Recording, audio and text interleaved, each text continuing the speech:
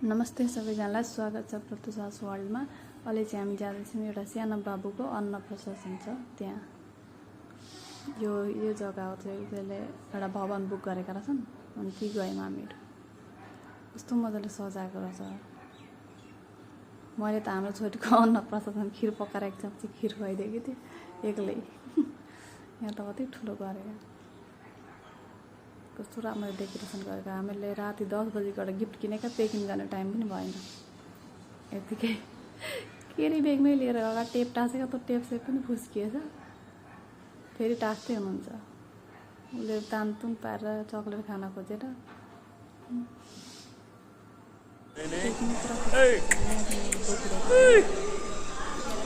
चक्लेटको बोक्रो कति सानो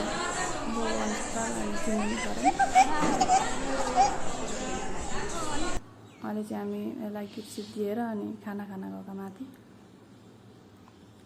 खानाको पुरा लाइन लगाएको छ। जे खाए पनि आफूलाई जे मनपर्छ त्यही खाँदा हुने। एकदम राम्रो बनाएको रहन् खानाहरू।